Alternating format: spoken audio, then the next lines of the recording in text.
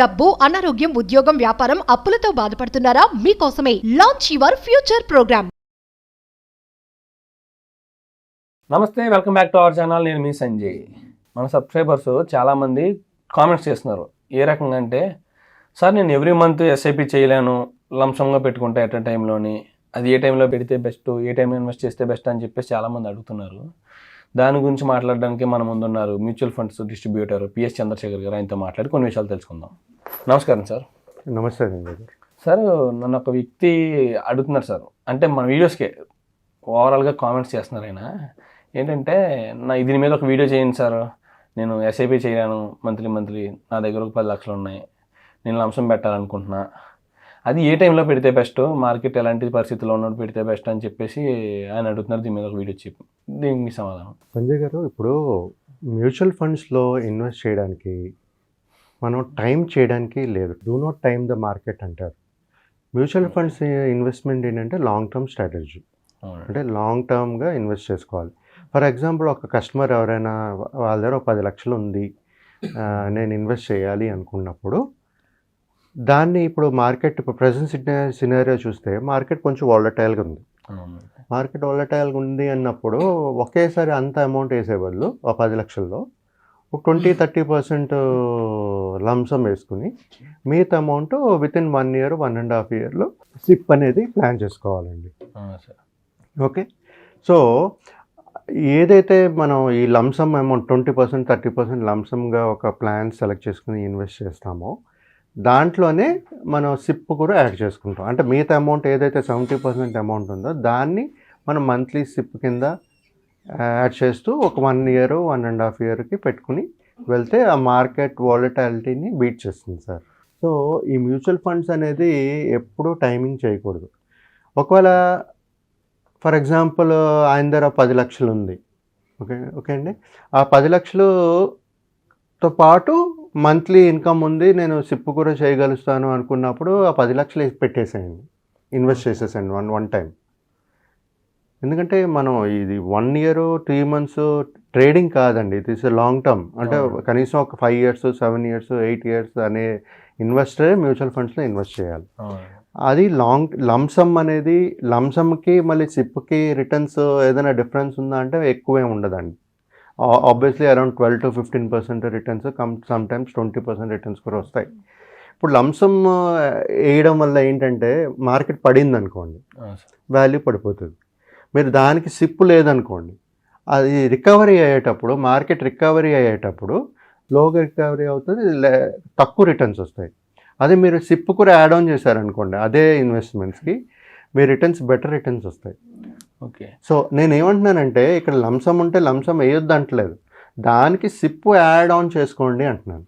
Okay sir, మంచి return. ఇప్పుడు ఆయన ఏమడుగుతున్నారంటే అండి, మార్కెట్ మొత్తం డౌన్లో ఉన్నప్పుడు లంసంగా పెడితే బాగుండదా అని చెప్పేసి ఆయన అడుగుతున్నారండి.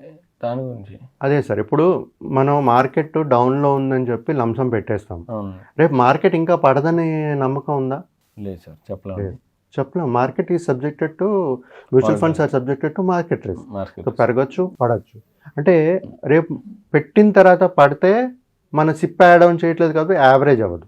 అదే మనం కొంత అమౌంట్ సేఫ్ సైడ్, కొంత అమౌంట్ లంసం పెట్టుకుని కొంత అమౌంట్ సిప్ చేసుకుంటే ఆ 1.5 yearలో మీకు యావరేజింగ్ అనేది అవుతూ ఉంటుంది. ఓకే, మీకు అంటే మార్కెట్ పడేటప్పుడు మీరు కొన్నారనుకోండి మంత్లీ, అప్పుడు ఎన్ఏవి తక్కువ ఉంటుంది, ఎక్కువ యూనిట్స్ వస్తాయి. మార్కెట్ రికవరీ అయ్యేటప్పుడు మీకు ప్రాఫిట్స్ కూడా అలాగే ఎక్కువ ప్రాఫిట్స్ కనబడుతుంది. లంసం పెట్టే వాళ్ళకి కూడా ఎస్ఐపిని మెర్జ్ చేసుకుంటే దానివల్ల మర్జ్ అంటే వాళ్ళు ఇప్పుడు 10 lakhs అనుకున్నాం కదా, దాంట్లో 20%-30% లంసం వేయండి, లేకపోతే 50% లంసం వేయండి, మిగతా 50%ని సిప్ కింద కన్వర్ట్ చేసుకోండి. అంటే మార్కెట్ బాగాలేనప్పుడు, మీకు తెలిసి మార్కెట్ బాగుంటుంది, నెక్స్ట్ 1-2 years బాగుంటుంది అనుకున్నప్పుడు లంసం వేయండి. ఇప్పుడు చాలా మంది ఉన్నారండి, లక్షలే కాదు కోట్లలో కూడా వేసేవాళ్ళు ఉన్నారు. మరి అంత డబ్బులు వాళ్ళు బ్యాంకులో పెట్టుకుని కూర్చోలేరు కదా, వేసుకోవాలి. వాళ్ళకి డబ్బులు అవసరం లేదు, 15 సంవత్సరాలు 10-15 సంవత్సరాలు డబ్బులు అవసరం లేనప్పుడు లంసమ్ ఇన్వెస్ట్ చేసుకోవాలి. 30% లంసమ్ అన్నారు కదా, ఒకవేళ లంసమ్ పెట్టాలనుకుంటే 30% ఇలా పెట్టి ఎస్ఐపి చేయమన్నారు కదా మీరు. ఆ 30% లంసమ్ ఏ టైప్ ఆఫ్ సెక్టర్లో పెడితే మంచిది అంటారు?